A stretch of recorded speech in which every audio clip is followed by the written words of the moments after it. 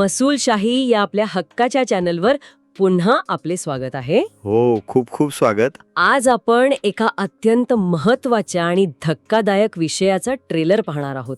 म्हणजे मालमत्तेवर तात्पुरता मनाई हुकूम, ज्याला आपण स्टे ऑर्डर म्हणतो, ती मिळाल्यावरही परस्पर होणारे फसवणुकीचे व्यवहार कसे होतात आणि ते कसे थांबवायचे यावर आपण सखोल चर्चा करणार आहोत. नक्कीच हा विषय खूप ज्वलंत आहे. हो ना, त्यामुळे हा व्हिडिओ शेवटपर्यंत नक्की बघा, कारण पुढे खूप उपयोगी आणि महत्वाची माहिती आहे जी आपल्याला भविष्यातही कामी येईल. अगदी बरोबर. चला तर मग कायद्याचं आणि तुमच्या फायद्याचं बोलूयात. हो, नक्कीच सुरुवात करूया. आज आपल्या सोबत आहेत आपले तज्ज्ञ, ज्यांच्या मार्गदर्शनानुसार आपण या प्रक्रियेतील बारकावे उलगडणार आहोत, जेणेकरून सामान्य माणसाची फसवणूक होणार नाही. चला तर मग हे समजून घेऊया. सर, कल्पना करा, एका सामान्य माणसाचा एखाद्या शेतकऱ्याचा विचार करा. हो, सांगा. जो आपल्या हक्काच्या जमिनीसाठी वर्षानुवर्षे कोर्टाच्या पायऱ्या झिजवतो. तारखांवर तारखा, वकिलांच्या फेऱ्या होतात आणि मग एक दिवस असा येतो जेव्हा न्यायालयाकडून त्या व्यक्तीला मालमत्तेवर स्टे ऑर्डर मिळते. हो, तो एक मोठा दिलासा असतो. एक्झॅक्टली. तो माणूस सुटकेचा निश्वास टाकतो. पण दुसऱ्याच दिवशी किंवा काही महिन्यांनी त्याला अचानक कळतं की स्टे ऑर्डर मिळूनही जमिनीचे परस्पर व्यवहार झाले आहेत. हे कसं शक्य आहे? हा खरोखरच अत्यंत गंभीर आणि वास्तवाशी निगडीत असा विषय आहे.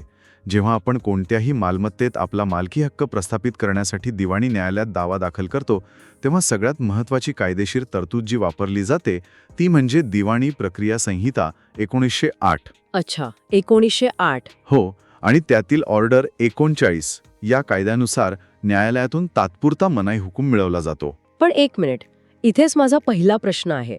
तात्पुरता मनाई हुकूम याचा कायद्याच्या भाषेत नेमका अर्थ काय होतो? मीच समजावून सांगतो.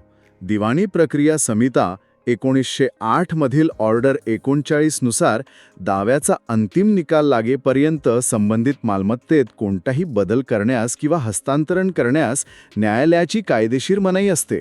म्हणजे अगदी सोप्या भाषेत सांगायचं तर? सोप्या आणि अगदी गावरान भाषेत सांगायचं तर, निकाल येईपर्यंत ती जमीन विकता येत नाही किंवा कोणालाही वाटप करता येत नाही अशी सक्त ताकीद असते. अच्छा, याचा शेतकऱ्याला खूपच फायदा होत असेल ना? हो ना. सामान्य माणसाला आणि शेतकऱ्याला याचा मोठा फायदा असा होतो की त्यांच्या हक्काच्या जमिनीची परस्पर विल्हेवाट लावली जात नाही आणि त्यांचा मालकी हक्क सुरक्षित राहतो.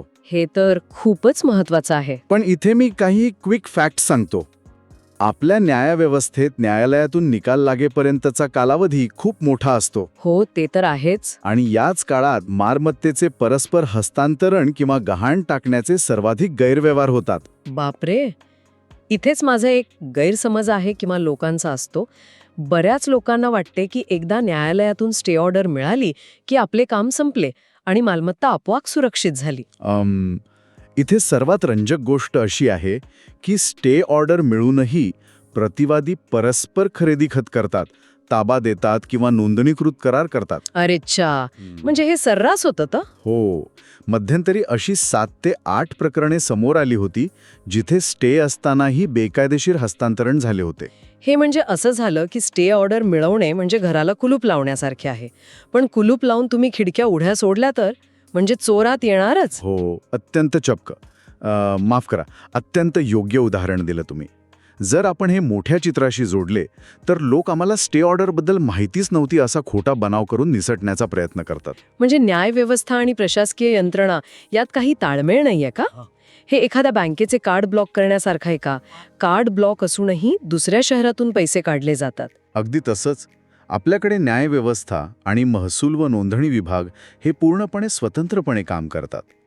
इथे मालमत्ता हस्तांतरण कायदा 1882 मधील कलम 52 नुसार प्रलंबित दावा ही संकल्पना अस्तित्वात आहे.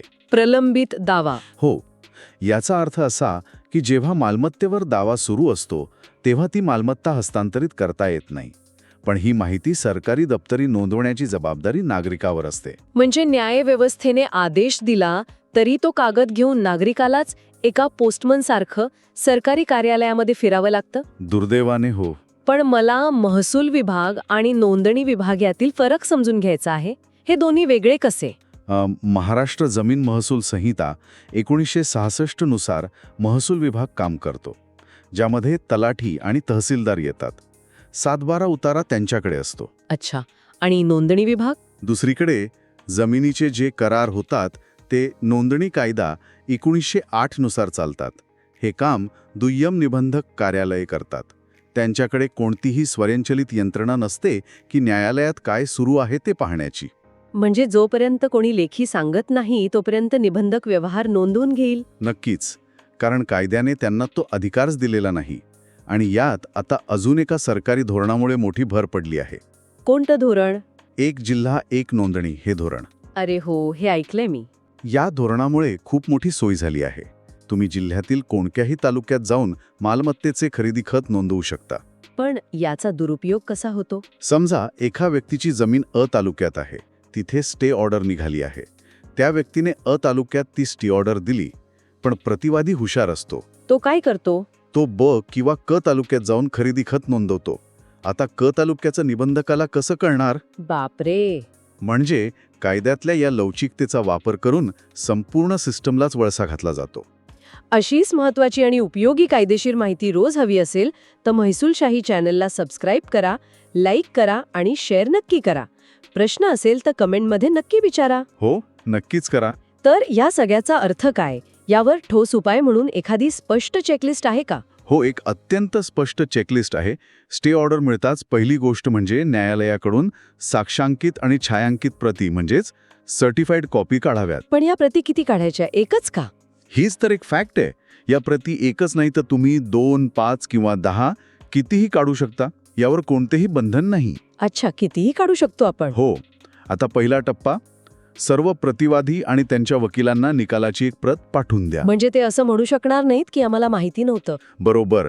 दुसरा टप्पा, स्थानिक महसुली अधिकारी म्हणजे तलाठी, मंडळ अधिकारी आणि तहसीलदार यांना प्रत द्या. याचा उद्देश काय?